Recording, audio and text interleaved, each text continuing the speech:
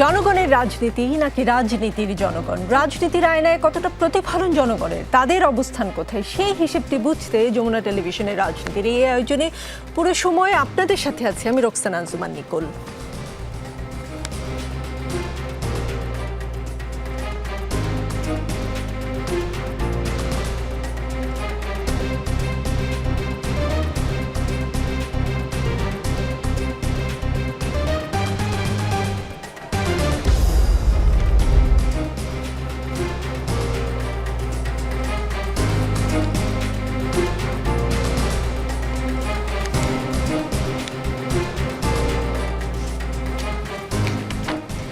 আজকের রাজনীতিতে আমাদের সঙ্গে আছেন আমার বাংলাদেশ পার্টি এবি পার্টির সভাপতি মুজিবুর রহমান মঞ্জু, আমাদের সঙ্গে আছেন বাংলাদেশ জামায়াতে ইসলামীর কেন্দ্রীয় মজলিসে শুরা সদস্য মোহাম্মদ ইয়াসিন আরাফাত, সাথে থাকবেন জাতীয় নাগরিক পার্টির যুগ্ম মুখ্য সমন্বয়ক নাভিদ নওরোজ শাহ, সাথে থাকবেন বিএনপি দলীয় সাবেক হুইপ ব্যারিস্টার রুমিন ফারহানা। ইয়াসিন আরাফাত প্রধান উপদেষ্টা ক্যাটাগরিক্যালি বলেছেন তিনি আগামী 4-5 দিনের মধ্যে নির্বাচনের সময়সীমা তারিখ ঘোষণা করবেন। দেশে যে অরাজকতা তার একমাত্র সমাধানের পথ নির্বাচন, এটা সরকার বুঝতে পেরেছে। গতকালই প্রধান উপদেষ্টার সাথে বৈঠক শেষ করে জাতীয় পার্টির কাজী জাফর অংশের চেয়ারম্যান মোস্তফা জামাল হায়দার সাংবাদিকদের একথা বলেছেন। আজকে জামাতের সহকারী সেক্রেটারি জেনারেল রফিকুল ইসলাম খান বললেন, আমরা জানতে পেরেছি আগামী 4-5 দিনের মধ্যে নির্বাচনের তারিখ ঘোষণার কথা বলেননি প্রধান উপদেষ্টা। জাতি আসলে কার কথা বিশ্বাস করবে? প্রধান উপদেষ্টা নিজে তো জাতিকে কিছু বলেননি। আপনারা দুটি দল দুরকম কথা বললে দর্শকরা কি কোনটা বুঝে নেবে? আসলে সম্মানিত দর্শক শ্রোতা, আমার সাথে বিজ্ঞ আলোচক এবং যারা আমাদেরকে দেখছেন সবাইকে শুভেচ্ছা জানাচ্ছি, সালাম জানাচ্ছি। দেখেন, যে 13টি রাজনৈতিক দলের সাথে বৈঠক হলো, তার আগের দিন 4টি রাজনৈতিক দলের সাথে বৈঠক অনুষ্ঠিত হয়। সেখানে এই সংক্রান্ত কোনো কথা না সরকারের তরফ থেকে কিংবা 4টি দলের পক্ষ থেকে বলা হয়েছে। আমরা তার পরের দিন দেখলাম সরকার কিছুই বলল না, কিন্তু এখানে একজন রাজনৈতিক দলের নেতা তিনি বললেন 4-5 দিনের মধ্যে এই ঘোষণা দিবেন। বিগত সময়ে আপনারা লক্ষ্য করেছেন লন্ডনে জনাব তারেক রহমানের সাথে প্রধান উপদেষ্টার সাক্ষাতের পরে এপ্রিলের তারিখ ফেব্রুয়ারির মধ্যে চলে আসা নির্বাচনের, এটা নিয়ে বিভিন্ন রাজনৈতিক দলের প্রতিবাদ করা। তো এখন যদি বিভিন্ন রাজনৈতিক দলের সাথে আলাপ আলোচনা না করে আবার একতরফা একটা ডেট ঘোষণা করা হয়, লন্ডনের ঘটনার পরিপ্রেক্ষিতে যেরকম একটা রাজনৈতিক ধূম্রজাল তৈরি হয়েছে, আবার সেটি তৈরি হওয়ার আশঙ্কা আছে। আরেকটি বিষয় হচ্ছে, প্রধান উপদেষ্টা তো নির্বাচনের তারিখ ঘোষণা করার কথা না। নির্বাচনের তারিখ ঘোষণা করবেন নির্বাচন কমিশন, যে নির্বাচন কমিশনের প্রধান থাকেন তিনি করবেন। আর এখানে রাজনৈতিক দলের সাথে আলাপ হয়েছে, আমার ধারণা সম্ভবত যেহেতু সরকারের পক্ষ থেকে কোনো বক্তব্য কিংবা বিবৃতি আমরা পাইনি, এটি তারা হয়তো সরকারের কাছে প্রত্যাশা করেছে যে রাজনৈতিক এই বিভিন্ন যে ডামাডোল চলছে, অস্থিরতা চলছে নির্বাচনের সম্বন্ধে, যেটা বিএনপিরও কথা। তো আপনারা জানেন যিনি বক্তব্য দিয়েছেন তিনি, ওনারা বিএনপির সাথে নিয়মিত প্রেস ব্রিফিং অংশগ্রহণ করেন, কথা বলেন। বিএনপির ভাষাটা হয়তো তারা তুলে ধরার চেষ্টা করেছেন।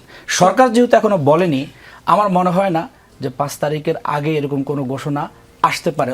আর যদি এসেও থাকে, অবশ্যই বিভিন্ন রাজনৈতিক দলের সাথে আলাপ আলোচনার ভিত্তিতে ঘোষণা করা উচিত, যাতে আবার নতুন করে ধূম্রজাল সৃষ্টি না হয়, যে কোনো ধরনের আলাপ আলোচনা ছাড়াই আপনি কিছু দলের সাথে কথা বলবেন। ইয়াসিন আরাফাত, পরবর্তীতে আপনার কাছে যখন প্রশ্ন করবে এই কথাটাও একটু বলবেন, 4-5 দিনের মধ্যে বা 5 তারিখের মধ্যে যদি ঘোষণা হয়েই যায়, জামাত ইসলামীর কোনো সমস্যা কিনা? কেন সবার আগে প্রার্থী, মোটামুটি প্রাইমারি প্রার্থী ঠিক করেছে জামাতে ইসলামী, মানে এইটাকে কেন আসলে ঠিক ওয়েলকাম করছে না জামাত, সেটাও একটু বুঝতে চাই। মুজিবুর রহমান মঞ্জু, এনসিপি সদস্য সচিব আক্তার হোসেন বলেছেন, আজকেই বলেছেন এই যে বিকেলবেলায়, অন্তর্বর্তী সরকার যদি সব রাজনৈতিক দলের সাথে আলোচনা না করে নির্বাচনের সুনির্দিষ্ট তারিখ ঘোষণা করে, তাহলে সেটা গ্রহণযোগ্য হবে না, ফ্যাসিবাদ বিরোধী দলগুলো সেটি মানবে না। 4-5 দিনের মধ্যে নির্বাচন তারিখ দেওয়ার প্রসঙ্গে এই কথা বলেছেন। আর জামাত নেতা কি বলেছেন সেটাও বলেছি। সেই সঙ্গে যখনই সরকার জাতীয় সংসদ নির্বাচনের জন্য প্রস্তুতি শুরু করছে তখনই নানা ষড়যন্ত্র সামনে আসছে। পতিত শক্তি গন্ডগোল লাগিয়ে নির্বাচনের আয়োজনকে ভণ্ডুল করার অপচেষ্টা করছে বলে মন্তব্য করেছেন প্রধান উপদেষ্টা অধ্যাপক মোহাম্মদ ইউনূস। এনসিপিও বলে এমন আইন শৃঙ্খলা পরিস্থিতিতে কেমন করে নির্বাচন হবে। জামায়াত বলে 4-5 দিনের মধ্যে নির্বাচনের তারিখের কথা বলেননি প্রধান উপদেষ্টা। নির্বাচন পেছানোর ষড়যন্ত্রের কথা বলে বিএনপি। নির্বাচন পেছানো নিয়ে বিএনপির যে আশঙ্কা সেটা কতখানি সত্য বলে মনে করেন? ষড়যন্ত্র হচ্ছে তাহলে? না, ধন্যবাদ নিকল। ষড়যন্ত্র তো বলা হয় যে এমন একটা যন্ত্র, যে যন্ত্রটা মানে কোনো কল কবজা ছাড়া চলে, ইলেকট্রিসিটি সাপ্লাই লাগে না নানাভাবে। তো এখন প্রসঙ্গ হচ্ছে যে ষড়যন্ত্র সম্পর্কে আমরা একটা তত্ত্ব আছে, আমরা জানি যে যখন কোনো কিছু হিসাব মিলে না তখন আমরা ষড়যন্ত্র তত্ত্ব বলে চালিয়ে দিই। বাস্তবতায় আমরা যেটা দেখতে পাচ্ছি যে ইলেকশনের ব্যাপারে কেউ ইলেকশন হবে না, হচ্ছে না, ইলেকশন চাই না, এই ধরনের কথা কেউ বলছে না। প্রফেসর ইউনূস এপ্রিলে বলেছিলেন, উনি লন্ডন ঘোষণার পরে উনি ফেব্রুয়ারি ইঙ্গিত দিয়েছেন। আমাদের সাথে যখন মিটিং হয়েছে তখন উনি ফেব্রুয়ারিকেই মিন করেছেন, ফেব্রুয়ারিতেই ইলেকশনটা হতে পারে। আমাদের সাথে সেদিন যে মিটিং হয়েছে সেখানে কিন্তু আমাদের অনেকে দাবি তুলেছে যে 5ই আগস্টের মধ্যেই বা 5ই আগস্ট যদি উনি নেশনকে কোনো অ্যাড্রেস করেন তাহলে সেখানে ইলেকশনের ডেট ঘোষণা করা উচিত। তো আমার যেটা মনে হয়েছে উনি এটাতে সম্মতি দিয়েছেন, অর্থাৎ উনি এটার ব্যাপারে কোনো নেগেটিভ কথা বলেন না। মুখে কিছু বলেছেন, মানে তিনি কি কোনো শব্দ উচ্চারণ করেছেন? মোস্তফা জামাল হায়দার যে মিটিংয়ে ছিল ওই মিটিংয়ে তো আপনি ছিলেন? আমরা আগের মিটিংয়ে ছিলাম। আমাদের মিটিংয়ে উনি কোনো স্পেসিফিক ডেট উল্লেখ করেন নাই, তবে যেহেতু বেশ কয়েকজন আমাদের পক্ষ থেকে বলেছেন যে 5ই আগস্টে আপনি একটা ইলেকশনের ডেটটা ডিক্লেয়ার করা উচিত, ওনার বডি ল্যাঙ্গুয়েজ এবং ফেশিয়াল এক্সপ্রেশনে মনে হয়েছে যে উনি হয়তো করবেন 5 তারিখে। এখন পরবর্তী মিটিংয়ে উনি স্পেসিফিক ডেট বলেছেন কিনা, এটা মোস্তফা জামাল হায়দারের মতো একজন সিনিয়র নেতা, এবং আমি দেখেছি অনেকে, আবার ববি হাজ্জাজ একই কথা বলেছেন, হয়তো উনি এখানে বলেছেন। দেখেন, প্রফেসর ইউনূসের কাছ থেকে যেটা মৌখিক আমরা জানতে পেরেছি, উনি বলেছেন যখনই আমি ইলেকশন নিয়ে আগাতে চাই তখনই নানা বাধা আসে। প্রফেসর ইউনূস কিন্তু আমাদের সাথে এর আগে যখন মিটিং হয়েছে তখন উনি বলেছেন যে আমি তো এখন সংস্কার যা করার আপনারা করবেন, কিন্তু আমি এখন আসলে ইলেকশনটা একটা ভালো ইলেকশন করতে চাই। এখন ভালো ইলেকশন করার জন্য কিন্তু এখন সংস্কার বা বিচার এই দুইটা কোনো প্রতিবন্ধকতা নাই, কারণ আমরা দেখছি যে এই যে আর 2-1 দিনের মধ্যেই হয়তো, আমি কিন্তু এখন এই যে সংস্কার কমিশনের ওখান থেকে আসছি, আর 2-1 দিনের মধ্যে হয়তো একটা সংস্কারের একটা সনদের একটা খসড়া আমরা পেয়ে যাব, কালকে একটা খসড়া আমরা পাবো। তার মানে হচ্ছে সনদের জায়গাটা কোনো না কোনো একটা জায়গায় আমরা পৌঁছাতে পারবো। বিচারের কার্যক্রম তো শুরু হয়েছে, চলছে, এবং এটা তো একটা প্রসেসের ব্যাপার আছে, প্রসিডিউরের ব্যাপার আছে। এখন প্রশ্ন হচ্ছে ইলেকশনের আমি যে অনিশ্চয়তাটা বা সমস্যাটা দেখি, ফেব্রুয়ারিতে ইলেকশন ছাড়া কিন্তু ইলেকশন আমি আর দেখি না, আমি দেখি ডিসেম্বরে, নেক্সট ডিসেম্বরে। কারণ ফেব্রুয়ারিতে হতে না পারলে আমরা যে আর্গুমেন্টগুলো দিয়েছি যে বর্ষা এবং নানা ধরনের পরীক্ষা নিরীক্ষা, গরম টরম সব মিলিয়ে পরীক্ষা চলে যেতে হবে, আবার যদি হয় এবছরে, নেক্সট বছরে, তাহলে ডিসেম্বরে যাবে। ফেব্রুয়ারিতে ইলেকশনের আমি কোনো প্রতিবন্ধকতা দেখি না, আমি একটা ঝুঁকি দেখি, আমি একটা থ্রেট দেখি, এবং সেই থ্রেটটা সলভ করতে পারে বেসিক্যালি 3টা পক্ষ। একটা হচ্ছে সরকার পক্ষ, সরকার কতটুকু নিরপেক্ষভাবে ভূমিকা রাখবেন সেটার উপর নির্ভর করবে। আরেকটা হচ্ছে রাজনৈতিক পক্ষ, রাজনৈতিক পক্ষ বলতে স্পেসিফিক্যালি বিএনপি অ্যান্ড আদার্স, কারণ বিএনপির মধ্যে একটা দ্বন্দ্ব শুরু হতে পারে আপনার নমিনেশন নিয়ে, সেখানে যদি গন্ডগোল হয়, মারামারি হয়, পুলিশ সেখানে কতটুকু ভূমিকা নেবে। এবং আমরা অতীতে দেখেছি ইলেকশনকে কেন্দ্র করে রাস্তা ব্যারিকেড হয়েছে, হরতাল হয়েছে, মারামারি হয়েছে, খুনাখুনিও হয়েছে। এই জায়গায় প্রশাসন এবং পুলিশ কতটুকু ভূমিকা রাখবে এটা নিয়ে আমরা একটু সন্দিহান।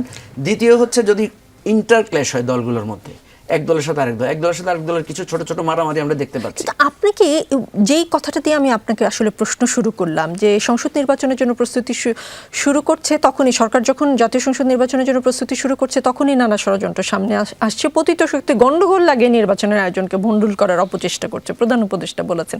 এর আগে সরকার প্রধানরা এরকম বলতেন যে যখন আওয়ামী লীগ ক্ষমতায় ছিল তখন সকল ষড়যন্ত্রই আসলে বিএনপি করতো, সকল কিছুই ভণ্ডুল করতে চাইতো বিএনপি বা জামাত। এখনো যদি অন্তর্বর্তী সরকারও পতিত শক্তির কথা বলে, সেটা আসলে কতটা যৌক্তিক? আমি তো মনে করি এটা তাদের তো একটা কর্তব্যই হচ্ছে, মানে পতিত সরকারের কর্তব্য হচ্ছে ষড়যন্ত্র করা। আপনি যদি, আমরা যে মুসলমানরা বিশ্বাস করি না যে আমার পেছনে শয়তান লেগে আছে, শয়তানের দায়িত্ব হচ্ছে আমাকে বিভ্রান্ত করা।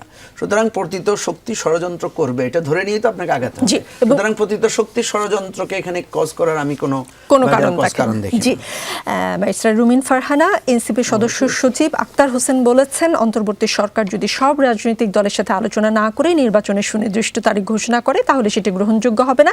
ফ্যাসিবাদ বিরোধী দলগুলো সেটি মানবে না। 4-5 দিনের মধ্যে নির্বাচনের তারিখ দেওয়ার প্রসঙ্গে তিনি কথা বলেছেন। জামায়াত নেতা হামিদুর রহমান আজাদ বলেছেন, 3টা মিটিংয়ে যারা উপস্থিত ছিলেন সবার সাথে কথা হয়েছে, তারা বলেছে এখানে ইলেকশনের কোনো সংলাপ হয়নি, আলোচনা হয়নি। আপনারা কি লক্ষ্য করেছেন সিএ প্রেস উইং বা কোনো উপদেষ্টা এটি বলেননি? আসলেই তো রুমিন ফারহানা, সিএ প্রেস উইং বা নির্বাচন কমিশন তো কিছু বলেননি। মোস্তফা জামাল হায়দার যে বলেছেন 4-5 দিনের মধ্যে ভোটের তারিখ, সেই বক্তব্য যাতে এখন বিশ্বাস করবে নাকি করবে না, আসলে বিএনপি কোনটা বিশ্বাস করছে? আপনাকে অসংখ্য ধন্যবাদ। বর্তমান বাংলাদেশে আসলে আপনি কোনটা বিশ্বাস করবেন আর কোনটা করবেন না, এটা একটা বিরাট প্রশ্ন হয়ে দাঁড়িয়েছে। এই যে ধরুন 2 দিন আগের মাইলস্টোনের ঘটনাটাই আমরা একটু চিন্তা করি।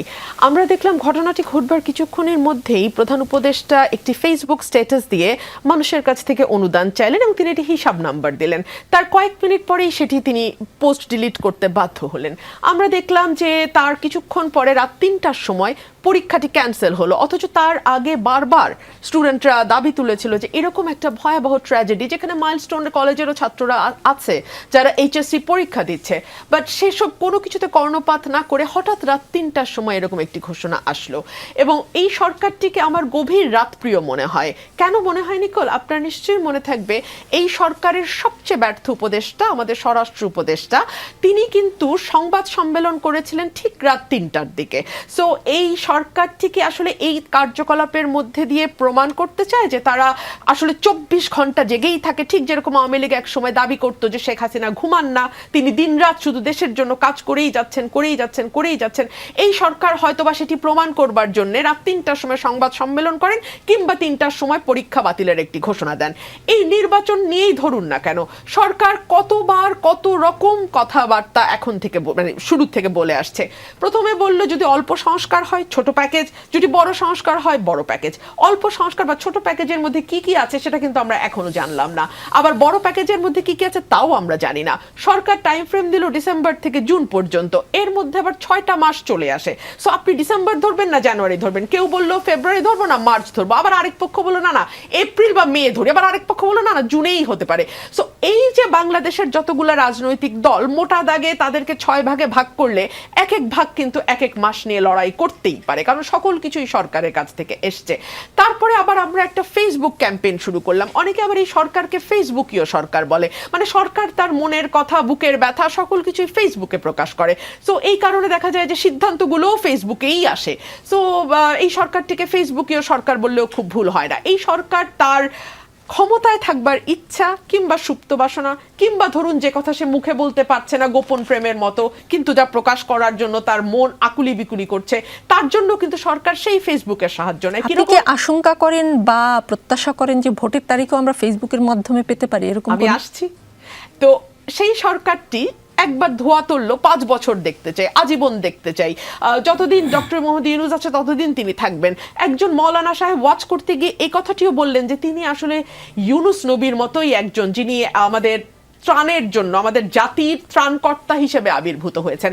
সো সকল কিছুই ফেসবুকে হয়, সকল ভিডিওই আমরা ফেসবুকে পাই। এবং last but not the least, সরকারের সবচেয়ে ইনফ্লুয়েন্সিয়াল উপদেষ্টারা যারা ছাত্র প্রতিনিধির থেকে উপদেষ্টা পদে গেছেন, তারাও কিন্তু বিশাল বিশাল স্ট্যাটাস প্রসব করে জাতিকে বিভিন্ন সময় বিভিন্ন বার্তা দেন। সো আমি একেবারেই অবাক হব না যদি কোনো একদিন রাত 3টার সময় আমরা শফিকুল আলম বা প্রেস সচিবের ফেসবুক স্ট্যাটাসে শুনতে পাই যে অমুক তারিখে নির্বাচন হবে। তবে নির্বাচনের তারিখ ঘোষণা হয়ে যাওয়া মানেই কিন্তু নির্বাচনটি যে হবে তার কোনো নিশ্চয়তা আমরা পাই না। কেন পাই না?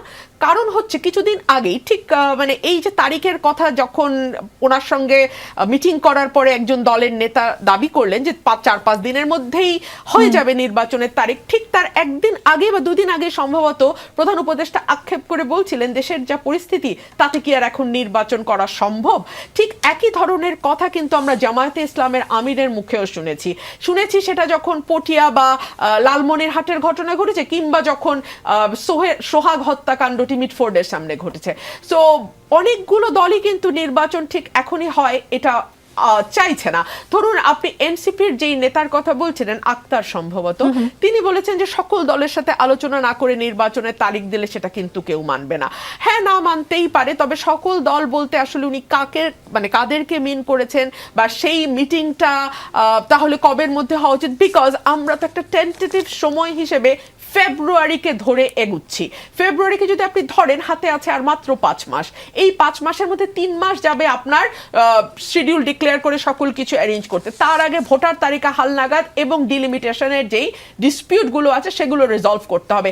আমি প্রশ্ন করি, এই ইলেকশনের তারিখটা তো আসলে ইসির কাছ থেকে আসা উচিত। সুতরাং 4 দিন পরে না 5 দিন পরে নির্বাচনের তারিখ ঘোষিত হবে, এই কথাটা একমাত্র ইলেকশন কমিশনার ছাড়া আর কেউ কি দিতে পারে কিনা, এই প্রশ্ন আমি আপনার মাধ্যমে রেখে যাচ্ছি। জি, নাভিদ নওরোজ শাহ, বৈষম্য বিরোধী ছাত্র আন্দোলনের কেন্দ্রীয় কমিটি ছাড়া সারা দেশের সকল কমিটির কার্যক্রম স্থগিত ঘোষণা করা হয়েছে। যে ব্যানারটির নেতৃত্বে একটি গণ অভ্যুত্থান হয়ে গেল, সেই ব্যানারটি 1 বছরও ঠিকঠাক মতো পার করতে পারলো না কেন? উমামা ফাতেমা যেদিন এই প্ল্যাটফর্ম ছেড়ে আসেন সেদিন তিনি বলেছিলেন সেই একই স্বেচ্ছাচারিতা, স্ট্যান্ডবাজি, ভাই ব্রাদার কোরামের খেলা, এখন বোধ করি এই প্ল্যাটফর্মে ভবিষ্যৎ অন্ধকার। উনি ভবিষ্যৎবাণী করেছিলেন।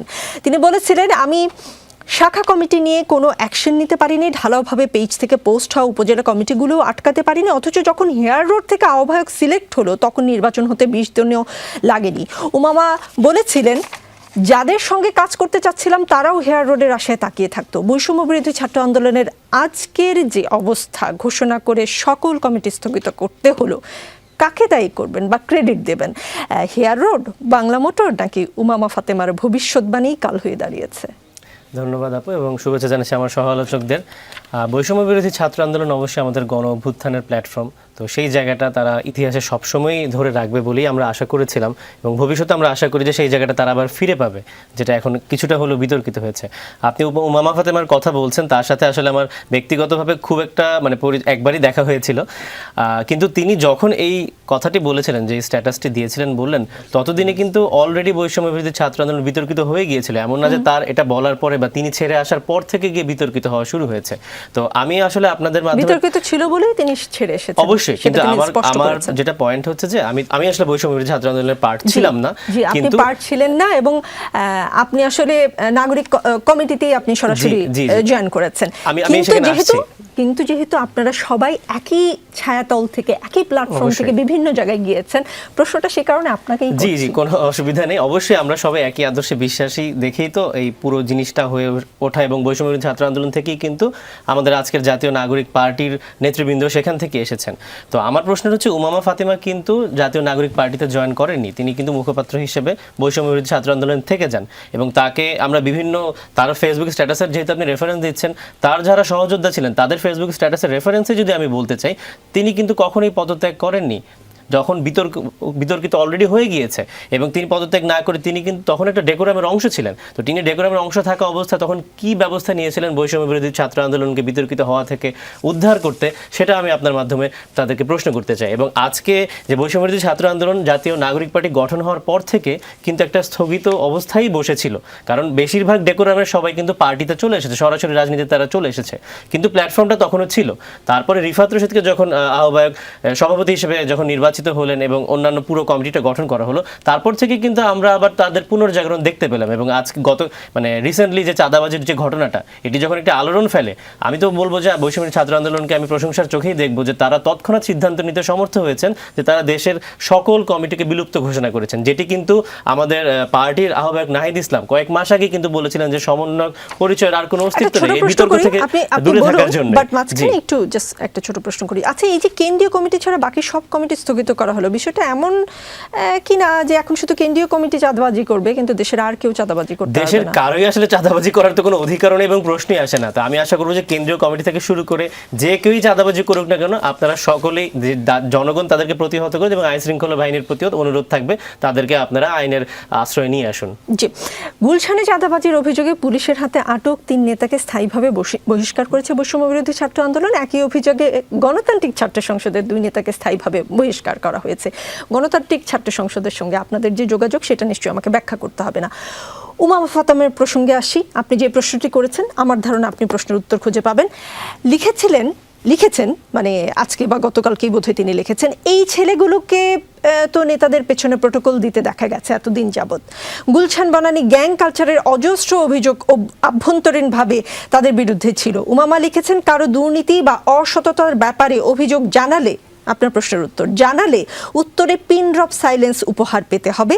আর আমি চোখের সামনে দেখতাম এসব লোকজনই কিভাবে দিন শেষে অ্যাক্সেস করে নেয়। এই 5 জনের মধ্যে একজন আব্দুর রাজ্জাক বিন সুলাইমান নাহিদ ইসলামকে বলেছেন তার ইমাম। ছবি আছে এবং তিনি পোস্ট করেছেন নাহিদ ইসলামের সাথে একটি ছবি দিয়ে তার ইমাম হিসেবে নাহিদ ইসলামকে তিনি উপস্থাপন করেছেন। নাহিদ ইসলামের সাথে তার বিভিন্ন ছবিও আমরা দেখেছি। উমামা বলেছেন, ঠিক মতো খোঁজ নিলে বুঝবেন এদের শিকড় অনেক গভীরে। এদের শিকড় কত গভীরে নাভিদ নরজ? আমি মনে করি না যে তাদের শিকড় খুব বেশি গভীরে। নাহিদ ইসলাম কিন্তু কখনোই এই চাঁদাবাজির বিষয়টাকে প্রশ্রয় দেননি এবং উমামা ফাতেমা একটা ঘটনা ঘটার পর এসে বারবার বলছেন। আমার প্রশ্ন হচ্ছে যে তিনি যদি তাদেরকে দেখতেনই যে তারা লেজুর বৃত্তি করে বেড়াচ্ছে বা তাদের শিকড় অনেক গভীরে, তাহলে এই নামগুলো তিনি আগে কেন প্রকাশ করলেন না? এখন ঘটনা ঘটার পর তো আমরা তাদের উপর সব দায় চাপিয়ে দিতেই তিনি পারি। অভিযোগ করলে পিন ড্রপ সাইলেন্স, তো সেটা তো তার বক্তব্য, সেটার তো কোনো প্রমাণ নেই, সেটা তো উনি এখন বললেই তার হয়ে যাচ্ছে না। আর আমাদের কথাটা হচ্ছে যে নাহিদ ইসলামের সাথে অনেকেরই ছবি থাকতে পারে, দেশের অনেক জনগণ তাদেরকে গণতন্ত্রের ইমাম বলতে পারে, অনেক কিছু বলতে পারে, সেটা আমরা আমাদের রাজনৈতিকভাবে আমরা অনেককে আদর্শ মনে করতে পারি, কিন্তু তার মানে কিন্তু এই হয়ে না যে তারাও তাদেরকে প্রশ্রয় দিয়েছেন। নাহিদ ইসলাম এবং আমরা যে অন্যদের কথা বলছি তাদেরকে প্রশ্রয় দিয়েছেন। এবং বর্তমানে যে বৈষম্যবিরোধী ছাত্র আন্দোলনের কমিটিটা আছে, আমরা দেখতে পাচ্ছি যে তারা চাঁদাবাজের বিষয়ে জিরো টলারেন্স নীতি অবলম্বন করছেন এবং গণতান্ত্রিক ছাত্র সংসদও সেই কাজটি করছে। অবশ্যই দায় নিতে হবে, আমাদের সংগঠনে একজন থাকবে, একজন সমর্থকেরও আমাদেরকে দায় নিতে হবে। এই যে দায় নেওয়ার বিষয়টাকে আমরা বলবো যে আমাদেরকে প্রশংসার চোখে দেখা উচিত, যেন ভবিষ্যতেও এই জিরো টলারেন্স নীতিটা তারা অবলম্বন করে যেতে পারে। জি, মুজিবুর রহমান মঞ্জু, 1 বছরও হয়নি বৈষম্যবিরোধী ছাত্র আন্দোলনের নেতৃত্বে আপনারা ছোট বড় সকল দল আসলে এই অভ্যুত্থানে অংশ নিয়েছিলেন। 1 বছর না যেতেই কেন্দ্রীয় কমিটি ছাড়া সকল কমিটি বিলুপ্ত করতে হলো, তাও আবার চাঁদাবাজির অভিযোগের জন্য।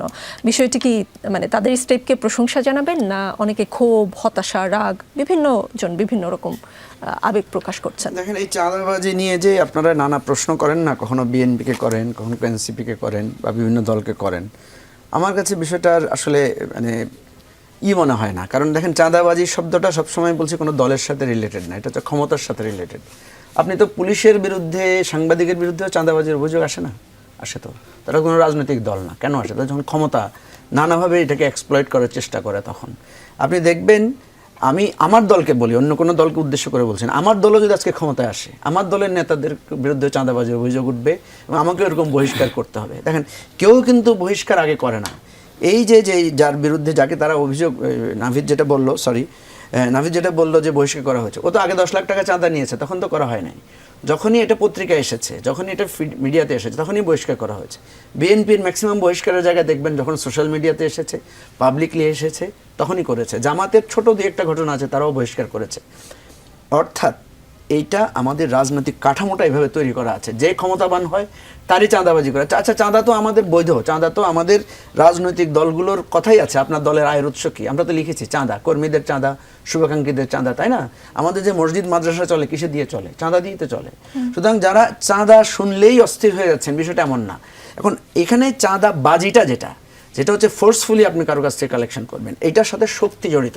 আপনি দেখেন, বিএনপি এত শক্তিশালী দল, এত বড় দল, ঠিক আছে, বিএনপির বিরুদ্ধে তো 2 বছর আগে কোনো চাঁদাবাজির অভিযোগ নাই। তাদের তো এই পাওয়ারফুল ম্যান পাওয়ার তো তাদের ছিল। এখন কেন অভিযোগ? বিকজ অফ তাদের একটা শক্তি, রাষ্ট্র ক্ষমতা, আদার্স কিছু জৌলুস তৈরি হয়েছে। ফলে এখন তাদের অলক্ষ্যেই অনেকে চাঁদাবাজিতে যুক্ত হচ্ছে। এবং আপনি বিএনপিকে যতই বলেন, এনসিপিকে যতই বলেন, এরা কেউ তাদের চাঁদাবাজি বন্ধ করতে পারবে না। এটা বন্ধ করার জন্য রাষ্ট্রীয় অবকাঠামো এবং আমাদের সামগ্রিকভাবে আমাদের যে ব্যবস্থাপনা আছে, আপনি দেখেন আমাদের এখানে ডিশ যে অ্যান্টেনা লাইন দেয়, এই যে ইন্টারনেট লাইন দেয়, ময়লা আবর্জনা যে সিটি কর্পোরেশনে তোলে, এগুলোতে হিউজ চাঁদাবাজি, অটোমেটিক চাঁদাবাজি আছে। ফুটপাথে যে দোকান আছে, দোকানের মালিককে এই টাকাটা কে তোলে? ক্ষমতাসীন দল তোলে। সুতরাং এনসিপি ক্ষমতায় গেলে এটা এনসিপি তুলবে, জামাত ক্ষমতায় গেলে এটা জামাত তুলবে, বিএনপি ক্ষমতায় গেলে এবি পার্টি গেলে হয়তো একটু কম তুলতে পারে বা বেশি তুলতে পারে, এটা হইতে পারে। আপনি ব্যারিস্টার রুবিন ফারহানা, আজ নির্বাচন কমিশনে দলের আয় ব্যয়ের হিসাব জমা দিয়েছে বিএনপি আয় দেখিয়েছে 15,65,64,842 টাকা, ব্যয় হয়েছে 4,80,04,823 টাকা। আপনাদের উদ্বৃত্ত আছে 10,85,90,019 টাকা। আপনাদের আয় 15 কোটি টাকা। এত বড় দল, আসলে আমি ভাবছিলাম আয়টাকে একটু দলের তুলনায় তুলনায় কম কিনা? সারা দেশে বিএনপি নেতাকর্মীরা যে কোটি কোটি টাকা চাঁদাবাজি করে, দখল বাণিজ্য করে, এসব করে বেড়াচ্ছে, সেগুলো দলের ফান্ডে না দিয়ে কি কিছু কিছু দলের ফান্ডে দেয় না, না পুরোটাই নিজেরা রেখে দেয়? 15 কোটি টাকা আয় কমই মনে হচ্ছে না? আমি যদি আপনার প্রশ্নকে সত্য বলেও ধরে নিই, মানে আপনার যে উদ্ধৃতিটা যে বিএনপির নেতাকর্মীরা হাজার হাজার কোটি টাকা চাঁদাবাজি করছে, লক্ষ লক্ষ টাকা চাঁদাবাজি করছে, এটা যদি আমি তর্কের খাতিরে সত্য আমি হাজার হাজার কোটি বলিনি, কোটি কোটি আচ্ছা, কোটি কোটি টাকা, ঠিক আছে ঠিক আছে, আসলটা সে বলছে, সত্যটা আপনি হয়তো কম বলছেন। আচ্ছা, Please, সেটা যদি সত্য আমি ধরে নেই, আমি আপনাকে বলি এত বছর 15-17 বছর ক্ষমতার বাইরে ছিল, এবং যেটা মঞ্জু ভাই নিজেও স্বীকার করলেন যে এতদিন তো আমরা বিএনপির বিরুদ্ধে এগুলো কোনো অভিযোগ শুনি নাই, কিন্তু দলটা তো এত বড়ই ছিল, তাই না? তো তখনও তো দলটা চলেছে, তাই না? দলটা আসলে চলে দলের কর্মীদের দেয়া টাকায়। দলের কর্মীরা প্রত্যেকের নির্ধারিত চাঁদার পরিমাণ থাকে, কে কত টাকা তার পদ অনুযায়ী, স্ট্যান্ডিং কমিটির একরকম, কেন্দ্রীয় কমিটির একরকম, তো তারা তাদের পদ অনুযায়ী টাকা দিতে বাধ্য, এবং এই টাকাটা তারা দেয়, এবং স্ট্যান্ডিং কমিটির যারা তারা কিন্তু প্রতি মাসে টাকা দেন। 1, 2 হচ্ছে আমরা অনুদানও পাই, বিভিন্ন বড় বড় ব্যবসায়ী আমাদেরকে অনুদান দেন দলে, শুধু তো বিএনপি না, আওয়ামী লীগ, জাতীয় পার্টি, জামাত, অন্যান্য দলেরও বড় বড় ডোনার থাকে, এবং এটা মানে সারা বিশ্বব্যাপী রাজনৈতিক দলগুলো এভাবেই চলে, অনুদানে চলে। তো সেই অনুদানের টাকাও যুক্ত হয়, আমাদের কিছু প্রকাশনা আছে আমাদের দলের তরফ থেকে, সেগুলোর কাছ থেকেও আসে। আপনি এখন খরচের খাতটা দেখেন, নর্মালি যখন আমরা জেলা পর্যায়ে কোনো বা বিভাগীয় পর্যায়ে কোনো মিটিং করি, এই জায়গায় আপনার প্রশ্নের উত্তরটা আছে। আমাদের বিভাগীয় যেই নেতারা থাকেন তারা যুগ্ম মহাসচিব পদমর্যাদার হন, কিংবা খুব কম হলেও তারা অ্যাটলিস্ট একটা বড় সম্পাদকীয় পদে থাকেন, সাংগঠনিক সম্পাদক তো আছেই। সো বিভাগীয় পর্যায়ে সাংগঠনিক সম্পাদক, যুগ্ম মহাসচিব, ওই এলাকার যারা আছেন এবং যারা এমপি ক্যান্ডিডেট আছেন, তারা সকলে মিলেই কিন্তু মিটিং এবং অন্যান্য আয়োজনের যেই খরচ, এবং ঢাকা থেকে যখন কেন্দ্রীয় নেতৃবৃন্দ যান, ফর এক্সাম্পল কক্সবাজার যাচ্ছেন কিংবা ধরুন সিলেটে যাচ্ছেন, তখন লোকাল লিডার যারা আছেন তারা কিন্তু আমাদের ব্যয় বহন করেন। সো এটা কিন্তু এমন না যে দলের ফান্ড বা কেন্দ্র থেকে, দপ্তর থেকে সেই টাকাটা দেয়, নো, এটা লোকাল লিডাররা বের করে। লোকাল লিডাররা আসলে কোত্থেকে এত খরচের টাকা পান, সেটা কি কখনো বিএনপি প্রশ্ন করে? সেটা কি তারা চাঁদাবাজি করে নেন, না কারো ব্যবসা দখল করে নেন? সেই হিসাব কিতাব কি বিএনপি রাখে? আমি আসবো রুমিন ফারহানা। আমার উত্তর কিন্তু শেষ হয়নি নিকোল। আচ্ছা প্লিজ, আমি আপনাকে বলি, এত টাকা যে বলছেন, একটা মিটিং অ্যারেঞ্জ করতে কিন্তু খুব বেশি টাকা খরচ হয় না। একটা মঞ্চ রেডি করতে হয়, নেতাকর্মীরা অটোমেটিক দলের মিটিং এ আসে, কাউকে 500 টাকা, 200 টাকা, 100 টাকা দিয়ে আনার কোনো প্রশ্ন নাই। আর একটা মিটিং এ যেহেতু খাওয়া দাওয়ার ব্যাপার থাকে না, সো মঞ্চ তৈরি, সাউন্ড সিস্টেম নেয়া, আলো, এর বাইরে কিন্তু সত্যিকার অর্থে একটা মিটিং আমাদের এর চেয়ে বেশি কোনো খরচ হয় না। সো লোকাল লিডারদের উপরে খুব বেশি প্রেশার পড়ে না। ঢাকা থেকে যদি কেউ যায়, তারা ম্যাক্সিমাম দিনে গিয়ে রাতে চলে আসে, দুপুরের খাওয়াটা হয়তো খায়, সেটা কয়জন খায়, 20 জন 25 জন খায়, এর বেশি না। সো যত খরচ মনে হচ্ছে তত খরচ কিন্তু না। আর ব্যয়ের ক্ষেত্রে যেটা হয়, আমাদের ইফতার মাহফিলগুলো হয়, সেটাও শুধু রমজান মাসে। এর বাইরে আমাদের বিভিন্ন সময় আমরা মানুষকে যে সাহায্য বা অনুদান দেই, যেটা অনেক সময় আপনারা গণমাধ্যমেও দেখেন, আমাদের দলের তরফ থেকে কারো দায়িত্ব নেওয়া হয়, কিংবা কেউ মারা গেলে তার পরিবারকে কিছু সাহায্য করা হয়, দলের নেতাকর্মীরা কেউ যদি মারা যান বা আহত হন সিভিয়ারলি, তার ট্রিটমেন্টে ব্যয় হয়, তার পরিবারকে কিছু সাহায্য করা হয়, এইটুকু। এবং এটাও অনেক সময় দেখা যায় বিএনপির মতো বড় দলগুলোতে না, এগুলো আসলে বিএনপির কেন্দ্রীয় ফান্ড থেকে আসবার প্রয়োজন হয় না, লোকাল লিডাররাই কিন্তু যার যার মতন করে অ্যারেঞ্জটা করে ফেলে। জি, আমাদের সঙ্গে মোহাম্মদ ইয়াসিন আরাফাত আছেন। জামায়াতের আমির বলেছেন তারা নির্বাচিত হলে মন্ত্রী এবং এমপিরা প্লট ও ট্যাক্সবিহীন গাড়ি নেবেন না। প্রশ্ন হলো, কেন তারা নেবেন না? আগে নির্বাচিত হবার পর তাদের 2 জন মন্ত্রী বনানী ও উত্তরায় প্লট নিয়েছেন। আমি নিজামী ও মুজাহিদ সাহেবের কথা বলছি। প্রায় সকল এমপিরা একই রকমভাবে প্লট ও ট্যাক্সবিহীন গাড়ি নিয়েছেন। তাহলে তারা এখন কেন এই প্রতিশ্রুতি দিচ্ছেন? আগে যে নিয়েছেন সেটা কি তাহলে ভুল ছিল কিনা? যে আপনাকে ধন্যবাদ। জামাত ইসলামের আমির আমাদের 19 জুলাই জাতীয় সমাবেশে জাতির উদ্দেশ্যে কিছু দিক নির্দেশনা দিয়েছেন। আগামীতে যদি জনগণ আমাদেরকে ভোট দিয়ে নির্বাচিত করে, তাহলে আমাদের বিশেষ করে মন্ত্রী এমপিদের ব্যাপারে জনগণের যে দৃষ্টিভঙ্গি, যে মন্ত্রী এমপিরা লুটপাট করে, নিজের আখের গোছানোর চেষ্টা করে, এই বিষয়টা জাতির সামনে নতুনভাবে তিনি উপস্থাপন করার চেষ্টা করেছেন। আগে জামাত ইসলামী বা অন্যান্য দলের নেতা নেত্রী মন্ত্রীরা কি নিয়েছে, আমরা তো একটা নতুন বাংলাদেশ চাই। নতুন বাংলাদেশের নতুনভাবে তিনি উপস্থাপন করেছেন যে পরবর্তীতে যারা ক্ষমতায় আসবে, মন্ত্রী হবে, এমপি হবে, তারা প্লট গ্রহণ করবেন না, ট্যাক্সবিহীন গাড়ি গ্রহণ করবে না। আমার বিশ্বাস যে অন্যান্য রাজনৈতিক দলগুলো এখান থেকে শিক্ষা নিয়ে তারা হয়তো বলতে পারে। তো সেই জায়গা থেকে আগে নিয়েছে কি নেয় নাই, কিন্তু আগামী দিন আমরা কি করতে চাই, যেহেতু আমরা একটা নতুন রাজনীতির বন্দোবস্তের কথা বলছি, জনগণ নতুন রাজনীতি দেখতে চায়, জনগণ জনবান্ধব মন্ত্রী এমপি দেখতে চায়, তারা সরকারের সুযোগ সুবিধা কতটুকু গ্রহণ করছেন, জনগণের কাছে তারা কতটুকু দায়বদ্ধ থাকছে, তারা মানুষের জন্য কাজ করছে না নিজের আখের গোছাচ্ছে, সে জায়গা থেকে জামাত ইসলামী তার আগামী দিনে নতুন ফর্মুলা উত্থাপন করেছে। আপনি বিরতির আগে বা আমার কথার শেষে একটা প্রশ্ন করেছিলেন, এখন যদি সরকারের পক্ষ থেকে জাতীয় নির্বাচনের ঘোষণা দিয়ে দেয় তাহলে জামাত ইসলামী সেই নির্বাচনে যাবে কিনা বা প্রস্তুত আছে কিনা? জামাত ইসলামীর সমস্যা কি? 4-5 দিনের মধ্যে ভোটের তারিখ ঘোষণা করবে। জামাত ইসলামের পক্ষ থেকে এটা স্পষ্ট বারবার ক্লিয়ার করা হয়েছে, ডিসেম্বর কিংবা জুন, জুলাই, এপ্রিল যখন হোক না কেন, এবং কি এখনো বললে আমরা নির্বাচনে যাওয়ার জন্য প্রস্তুত আছি। তার প্রমাণ হিসেবে আপনিও বলেছেন যে ইতিমধ্যে আমাদের প্রার্থী ঘোষণা হয়েছে, প্রার্থীরা কাজ করছে, জনগণের কাছে তাদের পরিচিতি তুলে ধরছে। কিন্তু কিছু বিষয় তো আপনাকে সমাধান করতে হবে। 1 নম্বর হচ্ছে জুলাই ঘোষণাপত্র এখনো হয়নি। 2 নম্বর হচ্ছে বিচারের দৃশ্যমান, যেটা জনগণের কাছে দৃশ্যমান হওয়া প্রয়োজন। এই সময়ের মধ্যে বিচারটা আরও দৃশ্যমান হওয়ার সুযোগ ছিল, সেটা এখনো দৃশ্যমান হয়নি। এরপরে হচ্ছে প্রবাসীদের মিনিমাম 1 কোটি কিংবা কেউ 2 কোটি বলে থাকেন, তাদের ভোটাধিকার এখনো নিশ্চিত হয়নি।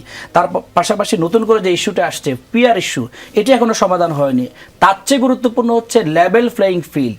আজকে কোথাও যদি একজন প্রার্থী, আপনি নির্বাচনের তারিখ ঘোষণা দিয়ে দিল, আগামীকাল থেকে বিভিন্ন দলের প্রার্থীরা গণসংযোগে নামলো, এখানে যদি একটা দলের প্রার্থী আরেকটা দলের প্রার্থীর উপর হামলা করে, সে হামলা মোকাবেলার সক্ষমতা পুলিশের আছে কিনা? তো পুলিশের হামলা যদি 10 বছর পরেও একই প্রবণতা থাকে, তাহলে 10 বছর পরে আপনি 10 বছরের আগের যদি বস্তাফাসা রাজনীতির উদাহরণ সামনে নিয়ে আসেন, তাহলে তো আমরা সামনে এগোতে পারবো না। আমাদের তো নতুন বন্দোবস্তের জায়গায় 5 আগস্টের বিপ্লবের পরে দুর্বৃত্তায়নের রাজনীতির অবসান, টাকা দিয়ে ভোট কেনার রাজনীতির অবসান, 10টা হুন্ডা 20টা গুন্ডা, নির্বাচন ঠান্ডা, এই জায়গাগুলো থেকে উত্তরণ করে আমরা একটা নির্বাচনী সুন্দর ব্যবস্থাপনা দেখতে চাই, লেভেল প্লেইং ফিল্ড দেখতে চাই। প্রধান উপদেষ্টা কি বলেছেন যে দেশের ইতিহাসের সবচেয়ে সেরা নির্বাচন তিনি জাতিকে উপহার দিবেন। তাহলে আপনাকে সকল কাজ সেরা করতে হবে, নির্বাচনী ব্যবস্থা, এরপরে ভোটার তালিকা সেরা করতে হবে, নির্বাচন কমিশনের সংস্কার করে সেখানে সেরা সেরা যারা তাদেরকে নিয়োগ দিতে হবে। এর পাশাপাশি পুলিশ প্রশাসন থেকে শুরু করে সামগ্রিক প্রশাসন যেন সেরা সেবা দিতে পারে, আপনাকে সে ব্যবস্থা নিতে হবে। কিন্তু আপনি মুখে সেরা বললেন, কিন্তু কাজে কর্মে যদি সেটা সেরা প্রমাণিত না হয়, তাহলে নির্বাচন তো কখনো সুষ্ঠু হবে না। এখানে আরেকটা বিষয় দেখেন, আজকে প্রধান উপদেষ্টার বরাত দিয়ে যে কথাটা বলা হচ্ছে, আমি মনে করি এটি প্রধান উপদেষ্টার আশেপাশে যারা আছেন, তো প্রধান উপদেষ্টা সকল দলকে নিয়ে সামনে অগ্রসর হতে চান, কিন্তু আপনি কিছু দলের সাথে আলোচনা করে একটা নির্বাচনের ডেট ঘোষণা করবেন, কিন্তু অন্য দলের সাথে আলোচনা করবেন না। এই সুযোগটা কারা তৈরি করে দিচ্ছে? প্রধান উপদেষ্টার আশেপাশে এরকম কেউ আছে কিনা যারা প্রধান উপদেষ্টাকে এরকম 2 দলের সাথে কথা বললেন, 3 দলের সাথে কথা বললেন না, নির্বাচন তারিখ ঘোষণা করে একটা ধূম্রজাল সৃষ্টি করে রাজনৈতিক অনিশ্চয়তা সৃষ্টি করা, এই ধরনের পরিবেশ কেউ তৈরি করতে চায় কিনা? সন্দেহ করছেন? আমি উপদেষ্টার কথা বলছি না, সরকারের মেকানিজমে, না আমি বলছি সরকারের মেকানিজমে উপদেষ্টারা আছেন, তার কর্মকর্তারা আছেন, অফিসিয়াল যারা আছেন, বিভিন্ন ধরনের।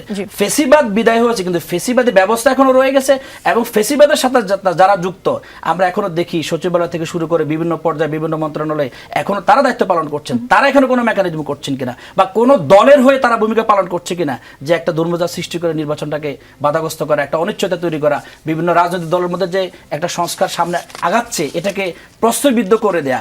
এরপরে সংস্কারের বিষয়টা সামনে আসছে, জুলাই ঘোষণাপত্র সামনে হবে, আমরা আশা করছি এই জায়গা থেকে দৃষ্টিটাকে সরিয়ে এখনই নির্বাচনের দিকে আপনি ঘোষণা করার মাধ্যমে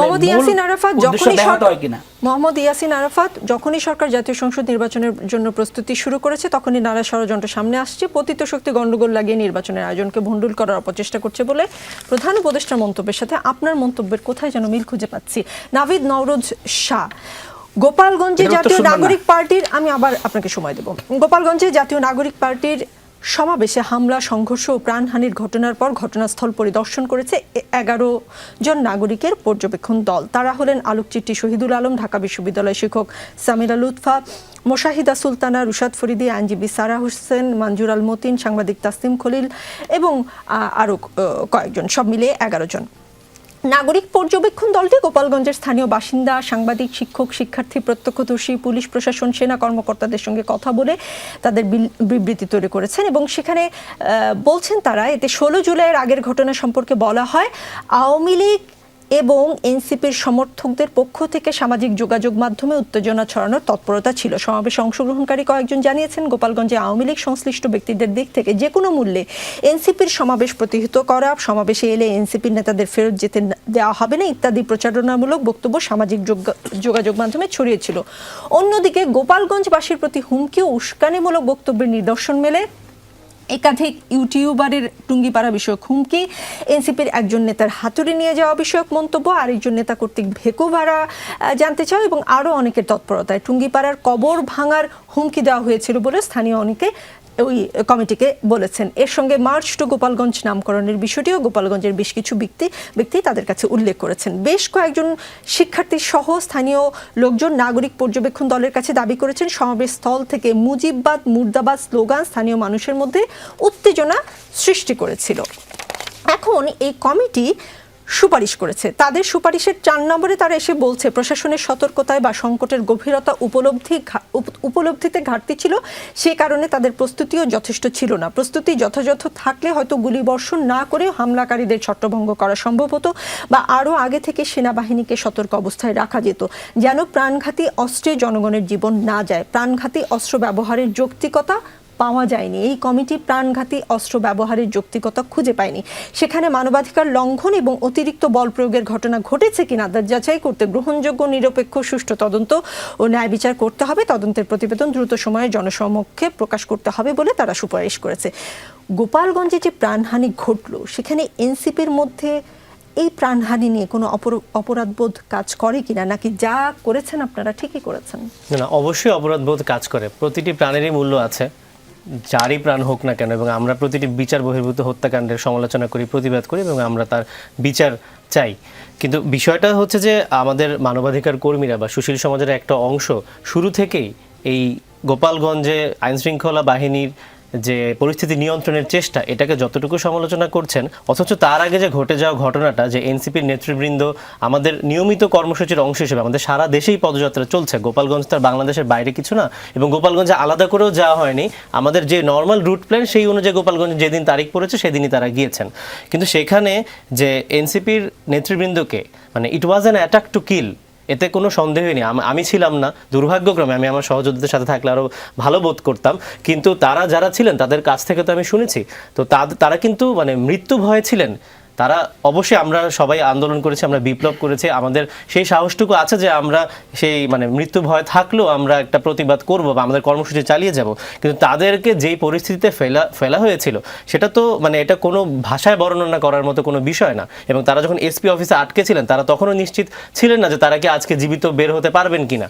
তো আমাদের প্রশ্ন হচ্ছে যে মানে এত বড় একটা ঘটনা ঘটলো, এরপর কিন্তু এনসিপি নেতৃবৃন্দের যে জীবন নাশের একটা মানে সুযোগ ছিল বা একটা সম্ভাবনা ছিল, সেটা নিয়ে কিন্তু আমরা তেমন করে কথা বলতে দেখি না সুশীল সমাজকে।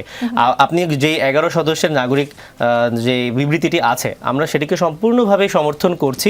আমরাও চাই যে একটি নিরপেক্ষ এবং সুষ্ঠু তদন্ত হোক এবং তার মাধ্যমে সত্য উদ্ঘাটন হোক, কারণ আমরা বারবারই বলছি যে আমরা কোনো বিচার বহির্ভূত হত্যাকাণ্ড চাই না। কিন্তু যে তারাই কিন্তু বলছেন যে অনুষ্ঠানের পূর্বেও কিন্তু মানে সম্ভাবনা ছিল এবং আইনশৃঙ্খলা বাহিনীর কাছে ইনফরমেশন ছিল যে গোপালগঞ্জে এরকম একটা পরিস্থিতি হতে পারে। তা আমাদের প্রশ্ন আইনশৃঙ্খলা বাহিনীর কাছে, আমাদের প্রশ্ন সরকারের কাছে যে তারা এটি জানা সত্ত্বেও কেন পর্যাপ্ত ব্যবস্থা নেননি।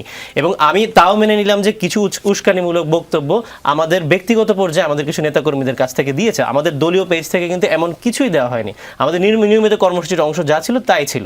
যদি বক্তব্য দেওয়া হয়ে থাকে, বক্তব্যের উত্তর তো বক্তব্যে দিতে হবে, বক্তব্যের উত্তর কখনো ভ্যান্ডালিজম হতে পারে না। তাও ধরে নিলাম যে তারা ভেবেছে গোপালগঞ্জবাসী যারা আওয়ামী সন্ত্রাসী এবং শেখ পরিবারের পালিত সন্ত্রাসী, আমি তাদেরকে বলবো, তারা ধরে নিলাম যে তারা ভেবেছে যে আমরা শেখ মুজিবের কবর ভাঙতে যাচ্ছে, ধরে নিলাম, যেটা কিন্তু কোথাও আমাদের দলের পক্ষ থেকে বলা হয়নি। তারা সকালে ভ্যান্ডালিজম করলো, আমাদের যে সমাবেশ স্থল ভাঙচুর করলো, আমাদের যাত্রা বহর যাওয়ার পথে তারা গাছ ফেলে আটকানোর চেষ্টা করলো, সবই করলো। তারপরেও কিন্তু আমাদের বহর সেখানে গিয়েছে, সেখানে গিয়ে ভাষণ দিয়েছে, সমাবেশ পালন করেছে। সমাবেশে তো কোথাও তারা বলেনি যে এখন আমরা টুঙ্গিপাড়া রওনা দিব শেখ মুজিবের কবর ভাঙতে, সেটা তো তারা বলেনি। সমাবেশস্থলে গোপালগঞ্জবাসীকে উদ্দেশ্য করে এমন কোনো কথা বলেনি, কিন্তু মুজিববাদ মুর্দাবাদ বলেছে, সেটা তো অবশ্যই বলতে হবে।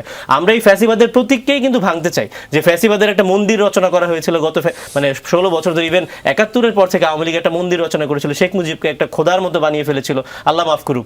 কিন্তু আমরা সেটিকেই ভাঙতে চাই, সেই চেতনাটাকেই তো ভাঙতে হবে। তাই মুজিববাদ মুর্দাবাদ স্লোগান দেওয়াটাকে আমরা অবশ্যই যৌক্তিক মনে করি, কিন্তু স্লোগানের বিপরীতে স্লোগান দিতে হবে। তারা যেহেতু আক্রমণাত্মক কিছু করেনি, তাহলে সমাবেশের পরে কেন তাদের উপর আক্রমণ করা হলো? এবং যারা করেছে, আমরা মনে করি না এটা সাধারণ গোপালগঞ্জবাসী করেছে, এটা সম্পূর্ণভাবে শেখ পরিবারের পালিত সন্ত্রাসীরা করেছে। মুজিবুর রহমান মঞ্জু, আগে ঘুষ দিতে হতো 1 লাখ টাকা, এখন দিতে হয় 5 লাখ টাকা। এক বড় ব্যবসায়ী ব্যবসায়ী মির্জা ফখরুল ইসলাম আলমগীরকে এমন কথা জানিয়েছেন বলে তিনি একটি অনুষ্ঠানে জানান। অন্তর্বর্তী সরকারের 1 বছর হয়ে গেল প্রায়, সংস্কার প্রক্রিয়া কেমন দেখছেন? ঘুষের রেট বেড়ে তো বড় ধরনের সংস্কার হয়েছে, এটা মোটামুটি প্রতিষ্ঠিত, আর কোথায় কোথায় সংস্কার হলো? আমি তো প্রফেসর ইউনূস স্যারকে বলেছি যে স্যার আমার কাছে ফার্স্ট হ্যান্ড আপনার দুর্নীতির ইনফরমেশন আছে, আপনি যদি জানতে চান আমি আপনাকে জানাবো। এই কথাটা আমি লাস্ট মিটিংয়ে ওনাকে স্পষ্ট করে বলেছি। কথা হচ্ছে আমরা কিন্তু বুঝতে পারি যে নানা ধরনের চলাচল, নানা ধরনের জায়গায় যে আপনি দেখতে পাচ্ছেন না, বিভিন্নভাবে বিভিন্ন চাঁদার ঘটনা বা ট্রান্সফার, বাণিজ্য ইত্যাদিতে এসেছে, কিছু না কিছু জায়গাতে এসেছে। আমি মনে করি যে উপদেষ্টাদের একটা বড় অংশই কিন্তু সৎভাবে কাজ করছেন, নিষ্ঠার সাথে কাজ করছেন। তাদের হয়তো রাজনৈতিক অভিজ্ঞতার অভাব আছে, কিন্তু একটা অংশ কোনো না কোনোভাবে প্রত্যক্ষ বা পরোক্ষভাবে তাদের সাথে দুর্নীতির প্রসঙ্গটা আসছে। এবং এটা এখন বলা যায় যে এটা অনেকটা মানে এটা আমরা কি বলি না যে ওপেন সিক্রেট ঘটনাটা মির্জা ফখরুলের মতো জায়গা থেকে বলা। এবং উনি কিন্তু উপদেষ্টাদের অনেকের সাথে ওনার ব্যক্তিগত ভালো সম্পর্কও আছে, আপনি জানেন ওনার বন্ধুরাই আছেন কয়েকজন উপদেষ্টা। তো এই জায়গাটা কিন্তু গভর্নমেন্ট কোনো স্পষ্ট অবস্থান নিচ্ছে না। যে আপনি কথাটা বললেন না গোপালগঞ্জের কথাটা, প্রফেসর ইউনূস আমাদের মিটিংয়ে স্বীকার করেছেন যে গোপালগঞ্জে আমার গোয়েন্দারা ধারণা করতে পারেনি এত বড় ঘটনা ঘটবে। তার মানে কি? এটা তো ফেলিওর অফ দি ইন্টেলিজেন্স। তাহলে আমি ওনাকে জিজ্ঞেস করছি, এটা যদিও মিটিংয়ের বাইরে এসে আমি স্যারকে জিজ্ঞেস করলাম, স্যার আপনি তো কোনো অ্যাকশন নিচ্ছেন না, আপনি যদি আজকে গোপালগঞ্জে তো মানে গোয়েন্দা ব্যর্থতার জন্য গোয়েন্দা বিভাগের 2-4টা লোককে যদি আপনি মানে অ্যাকশন নিতেন, আপনার উপদেষ্টাদের 1-2জনকে যদি আপনি ব্যবস্থা নিতেন, 2-4টা যেমন ওই দিন কী হয়েছে, আপনি ছেলেরা গিয়ে ঘেরাও করছে সচিবালয়, তখন আপনি শিক্ষা সচিবকে প্রত্যাহার করছেন। একটা ঘটনা ঘটে নাই, যমুনার সামনে হয় আপনাকে যেতে হয়েছে, নাহলে সচিবালয় ঘেরাও করতেছে, তার আগে আপনি কোনো ব্যবস্থা নিচ্ছেন না। তাহলে এই সরকার কি এরকম যে সে কোনো ব্যবস্থা নেবে না? অথচ সবসময় আমরা দেখি অন্তর্বর্তীকালীন সরকার কি বলেছেন মুজিবুর রহমান মঞ্জু? উনি উত্তরে সেরকম কিছুই বলেন নাই। উনি বলেছেন যে আমরা এই বিষয়গুলো দেখব। উনি আসলে আমি ওনার উপরে উনি কঠোর হতে পারবেন না। কঠোর বলতে আমি কঠোরতা বলছি না, শক্ত হওয়া যেটা বলে, স্ট্রং হওয়া যেটাকে বলে, আমার কাছে মনে হচ্ছে উনি স্ট্রং নেচারের লোক না। এবং উনি যেহেতু নিজেই স্বীকার করেন যে দেখো এটা তো আমাদের কাজ না, রাষ্ট্র পরিচালনা আমরা শিখি নাই, তখন ওনাকে আমি কিভাবে দোষারোপ করতে পারি? তো নির্বাচন দিচ্ছেন না কেন সেই প্রশ্ন করেছেন? নির্বাচন তো উনি দিচ্ছেন, আমরা ওনার কাছ থেকে তো আমি নির্বাচন, বরং উনি আমাদের কিভাবে বলেছেন তোমরা আমার কাছ থেকে দরকার লিখিত নাও। আমি বলছি উনি আগে যেটা বলেছেন যে এপ্রিলের পরে আমি আর থাকবো না, ইলেকশন দিব। জি, মুজিবুর রহমান মঞ্জু, আপনি উত্তরের শুরুতে একটা ইনফরমেশন দিয়েছেন যে আপনার কাছে ফার্স্ট হ্যান্ড দুর্নীতির ইনফরমেশন আছে, সেটা কেন প্রকাশ করছেন না? কার মায়ায়?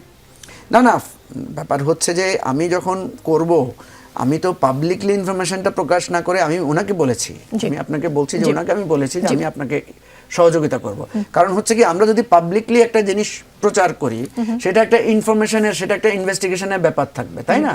সেজন্য উনি যদি জানতে চান আমি ওনাকে জানাবো, সেটা আমি ওনাকে বলেছি। জি, ব্যারিস্টার রুমিন ফারহানা সম্প্রতি একটি গণমাধ্যমে দেয়া সাক্ষাৎকারে আপনাদের দলের মহাসচিব মির্জা ফখরুল ইসলাম আলমগীর দেশে দক্ষিণপন্থী রাজনৈতিক দলের উত্থান নিয়ে নিজের উদ্বেগের কথা বলেছেন। এই প্রক্রিয়া ইসলামী আন্দোলন, এর প্রতিক্রিয়ায় ইসলামী আন্দোলন এক বিবৃতিতে বলেছে, বিএনপির মহাসচিব দক্ষিণপন্থীদের উত্থান সম্পর্কিত এক প্রশ্নে যেভাবে উত্তর দিয়েছেন তাতে জনমনে এবং আন্তর্জাতিক অঙ্গনে ভুল বার্তা দেবে। বিএনপি ডানপন্থী জাতীয়তাবাদী রাজনৈতিক দল হিসেবে অনেকেই বিএনপিকে এরকম বলে থাকে। দীর্ঘদিন ধরে জামাত ইসলামী সহ বিভিন্ন ইসলামপন্থী রাজনৈতিক দলের সাথে রাজনৈতিক জোটে ছিলেন আপনারা, তখন কি আপনারা উদ্বিগ্ন ছিলেন না? এখন কেন উদ্বিগ্ন হচ্ছেন? এটা কেবলমাত্র বিএনপির মহাসচিব যে দক্ষিণপন্থার উত্থান নিয়ে উদ্বিগ্ন তাই নয়, সম্প্রতি যুক্তরাষ্ট্রের একটি সংগঠন United states commission on international religious freedom, USCIRF, তারাও কিন্তু বাংলাদেশে উগ্রপন্থা বা দক্ষিণপন্থার উত্থান নিয়ে খুবই উদ্বেগ জানিয়েছে। দেখুন, আপনি যদি গত 11 মাসের একটা খতিয়ান চিন্তা করেন, অগস্ট থেকে জুলাইয়ের শেষ পর্যন্ত 11 মাস, অলমোস্ট 12 মাসই হয়ে যাচ্ছে, বিকজ 5ই August is knocking at the door. আপনি যদি দেখেন শুরু থেকে আমরা কি দেখলাম, আমরা দেখলাম নারীদের ফুটবল খেলা নিয়ে আলোচনা হলো, আমরা দেখলাম 100টা, এখন বোধহয় সেটা 150 ক্রস করেছে, মাজার ভাঙা হলো, তেমন কোনো ব্যবস্থা নিতে দেখলাম না। আমরা দেখলাম অভিনেত্রীরা হয়তো কোনো শোরুম উদ্বোধনে যাবেন, সেটার ব্যাপারে বাধা দেওয়া হলো এবং বন্ধ করা হলো। হলো সেটা। এটা 3 জন অভিনেত্রীকে সম্ভবত বন্ধ করা হয়েছে শোরুম উদ্বোধনে। আমরা দেখলাম মঞ্চ নাটক নিয়ে এক ধরনের ধোঁয়াশা তোলা হলো এবং কিছু মঞ্চ নাটক বন্ধও হয়ে গেল। আমরা দেখলাম যে নারীদের পোশাকের উপরে একটা মরাল পুলিশিং, যার লাস্ট এক্সাম্পল হচ্ছে বাংলাদেশ ব্যাংকের সার্কুলার। যেই বাংলাদেশ ব্যাংক ধরুন পিকে হালদারের টাকা কিংবা আমলা এবং অন্যান্য বড় বড় ব্যবসায়ীরা শেখ হাসিনার আমলে হাজার হাজার কোটি টাকা পাচার করেছে, শেখ হাসিনার মন্ত্রী সংসদে দাঁড়িয়ে বলছে যে আমি পররাষ্ট্রমন্ত্রীর কথা আমি বলছি, সাবেক পররাষ্ট্রমন্ত্রী, তিনি বলছেন আমি অর্থমন্ত্রীকে জানিয়েছি যে কারা কারা যুক্ত, এরকম অন্তত 11টি পরিবারের কথা আমি জানি যারা কানাডায় বেগমপাড়ায় বাড়ি তৈরি করেছে। তো তাদের ব্যাপারেও কিভাবে টাকা পাচার হয়ে গেল এটা নিয়ে কিন্তু বাংলাদেশ ব্যাংকে আমরা কখনোই উদ্বিগ্ন হতে দেখিনি। কিন্তু তারা উদ্বিগ্ন হলেন কি নিয়ে? নারী এবং পুরুষ তারা কি পোশাক পরবেন। পুরুষ কথাটা সেখানে বলা হলেও পুরুষের জন্য জাস্ট জিন্স আর গ্যাবার্ডিন প্যান্ট বন্ধ করা হয়েছে, বাট নারীর জন্য নানান রকম কায়দা কানুন। আচ্ছা বলেন তো, গত 53 বছরে বাংলাদেশ ব্যাংকে যারা কাজ করেছেন সেই নারীরা, ওনারা তো প্রফেশনাল হিসেবেই কাজ করছেন, ওনারা কি জানেন না অফিসে ড্রেস কোড কিরকম হতে পারে? ওনারা নিশ্চয়ই সেখানে বিয়ের সাজে কিংবা কোনো পার্টি মেকআপে যান নাই। সো এতদিন পরে কেন এই প্রশ্ন তুলতে হলো? এবং শুধু তাই না, যখন এটি ভীষণভাবে সমালোচিত হলো সেই সার্কুলারটি আবার উইথড্র করা হলো। এই যে বলছিলাম শুরুতেই যে একটা ফেসবুকীয় সরকার, ফেসবুকে যা পপ আপ করে সেটা নিয়ে সরকার মাতামাতি করে, আবার ফেসবুক যখন সমালোচনা করে তখন সরকার দ্রুত সেই ব্যাপারে ভিন্ন রকম একটা সিদ্ধান্ত নিয়ে নেয়। বাংলাদেশ ব্যাংকের এক্সাম্পলটি হচ্ছে লাস্ট এক্সাম্পল সেটার। এখন আপনি আমাকে বলেন, ডে 1 থেকে ভারতের একটা অভিযোগ ছিল যে বাংলাদেশের মাইনরিটি কমিউনিটিকে টর্চার করা হচ্ছে এবং বাংলাদেশের দক্ষিণপন্থার উত্থান হচ্ছে। আমরা তখন ভেহেমেন্টলি কথাটার অপোজ করেছি, বিকজ এটা আমাদের রাষ্ট্রের স্বার্থ, রাষ্ট্রের মর্যাদার সঙ্গে সরাসরি যুক্ত। কিন্তু যেহেতু আমি তখন আপনার সাথে বলেছিলাম যেহেতু আমাদের কোনো ইংরেজি গণমাধ্যম নাই, তো আমাদের কথাটা অত দূর পর্যন্ত পৌঁছায় না। কিন্তু সরকারের প্রয়োজন ছিল অতিরিক্ত সতর্কতার, কারণ পার্শ্ববর্তী একটি দেশ থেকে ক্রমাগত এই প্রোপাগ্যান্ডা চালানো হয়েছে। না হলে আপনি আমাকে বলেন আমেরিকার একটা থিঙ্ক ট্যাঙ্ক কেন তারাও মনে করছে যে বাংলাদেশে ভীষণ রকম দক্ষিণ পন্থার উত্থান হচ্ছে? সরকার তো কোন রকম কোন সতর্কতা নেই নাই, সরকার সেটাকে সাপোর্ট দিয়ে গেছে। মোহাম্মদ ইয়াসিন আরাফাত, জাতীয় নির্বাচন সামনে রেখে নিজেদের মধ্যে ঐক্য আরো দৃঢ় গতিশীল করার ব্যাপারে একমত হয়েছে 4টি ইসলামী দলের নেতারা। দলগুলো হলো ইসলামী আন্দোলন বাংলাদেশ, বাংলাদেশ খেলাফত মজলিস ও নেজামে ইসলাম পার্টি। ইসলামী আন্দোলনের আমির সৈয়দ মোহাম্মদ রেজাউল করিমের সভাপতিত্বে শুক্রবার দলটির পল্টনের কার্যালয় সভায় এই মতৈক্য হয়। বৈঠকে জামাতে ইসলামের কোনো প্রতিনিধি ছিল বলে আমরা ঠিক জানি না। আপনারা ইসলামী দলগুলোকে নিয়ে জোট করার চেষ্টা করছেন বলে আমরা জানি, তাহলে ইসলামী আন্দোলনের নেতৃত্বে যে জোটের কথা হচ্ছে সেখানে আপনারা অনুপস্থিত কেন? সেটা কি ইচ্ছা করেই? দেখেন, আমরা আশা করছি, দেশের জনগণ আশা করছে যে সামনে ইসলামী দলগুলোর একক প্রার্থী হবে ইনশাল্লাহ। সে জায়গা থেকে দলগুলো পারস্পরিক বোঝাপড়া, সমঝোতা, আলাপ আলোচনা, যেমন 4টা দলকে নিয়ে বা 3টা দলকে নিয়ে ইসলামী আন্দোলন বসেছে, জামাত ইসলামী এরকম আলাদা আলাদা বা বিভিন্ন ইসলামী দলকে নিয়ে পারস্পরিক মত বিনিময় করেছে, আলাপ আলোচনা করেছে। আমি মনে করি যে আগামীর যে ইসলামী দলগুলোর একটা জোট বা লিবারেল আরও দল যা আছে সেগুলো সব মিলিয়ে একটা জোট হওয়ার যে সম্ভাবনা, সেই সম্ভাবনা প্রক্রিয়ার একটা নিয়মিত কার্যক্রমের একটা অংশ। এখানে এই 4 দল একসাথে হয়ে একথা কখনো বলেনি যে আমরা শুধু 4 দলে জোট করতে যাচ্ছি আলাদা আলাদাভাবে। আমি মনে করি যে তারা তাদের কর্মপন্থা ঠিক করার জন্য হয়তো তারা বসেছে। এনসিপিও কি আপনাদের সাথে যাবে বা তাদেরকেও নিতে চাচ্ছেন? আমরা তো মনে করি ডানপন্থী বা এদেশের বিশেষ করে জুলাই আন্দোলনে যারা গুরুত্বপূর্ণ ভূমিকা পালন করেছে সবার সাথে যোগাযোগ হচ্ছে, কথাবার্তা হচ্ছে। এনসিপি ডানপন্থী দল না, জি এনসিপি ডানপন্থী ডানপন্থী সহ জুলাই বিপ্লবের সাথে যারা যুক্ত, আমি সবার কথা বলছি, সবার সাথে আমাদের যোগাযোগ হচ্ছে। কিন্তু এই পর্যন্ত ইসলামী দলগুলোর একটা প্ল্যাটফর্ম হওয়ার বিষয়ে আলোচনা মোটামুটি কাছাকাছি। জি, উত্তর পরিষ্কার। সময় খুব বেশি নেই, তো মুজিবুর রহমান মঞ্জু খুব ছোট করে যদি বলতেন, মহান মুক্তিযুদ্ধের অন্যতম সংগঠক এবং বাংলাদেশের প্রথম প্রধানমন্ত্রী তাজউদ্দিন আহমেদের জন্ম শতবার্ষিকী অনুষ্ঠানে প্রধান উপদেষ্টা ডক্টর মোহাম্মদ ইউনূসকে আমন্ত্রণপত্র পৌঁছে দিতে তাজউদ্দিনের জ্যেষ্ঠ কন্যা শারমিন আহমদ এবং পুত্র তানজিম আহমেদ সোহেল তাজ গিয়েছিলেন। এই সাক্ষাৎকে ঘিরে অনেক কথা, তাজউদ্দিন পরিবারকে দিয়ে নতুন আওয়ামী লীগ গড়তে চাই অন্তর্বর্তী সরকার, মানে তারই আলামত এই সাক্ষাৎ, এমন কথা যারা বলছেন তাদের কথা সত্যতার কোনো আলামত আপনি দেখতে পাচ্ছেন কিনা? না, দেখেন একটা শঙ্কা তো আছে। এটা আপনি দেখবেন যে তাজউদ্দিন আহমেদের কন্যা নিজেই বলেছেন যে 75-এর পরে আওয়ামী লীগকে পুনর্জন্ম দিয়েছেন তাদের পরিবার। জোহরা তাজউদ্দিন, ওনার মেয়েকে দেখবেন এমপি হয়েছেন শেখ হাসিনার আন্ডারে, ওনার ছেলেকে দেখবেন শেখ হাসিনার আন্ডারে মিনিস্টার হয়েছেন, এমপি হয়েছেন। সুতরাং একটা শঙ্কা তো এখানে থাকে তাই না? যে আওয়ামী লীগ আমরা যে বলছি না ফ্যাসিবাদ নানা রূপে ফিরবে, তো সেই জায়গাটা থেকে এইরকম একটা মানে যেখানে ফ্যাসিবাদকে নিয়ে একটা উত্তেজনাকর পরিস্থিতি বিরাজ করছে, যেখানে শেখ হাসিনা নিয়মিত নানা ধরনের উস্কানিমূলক কাজ করছে, আওয়ামী লীগের নেতারা নানা রকমের ফেসবুকে ইউটিউবে নানা রকম বার্তা দিচ্ছে, সেই জায়গায় এই ধরনের আলোচনাগুলো একটা আশঙ্কা তৈরি করবেই। এখন কথা হচ্ছে গণতান্ত্রিকভাবে আমরা যে আশঙ্কাটা পরে বাকশাল পরবর্তী সময়ে দেখেছি, নানা সময়ে আওয়ামী উত্থানটা দেখেছি, আমাদের কাছে সেই সংখ্যাটা তো বিরাজ করবেই।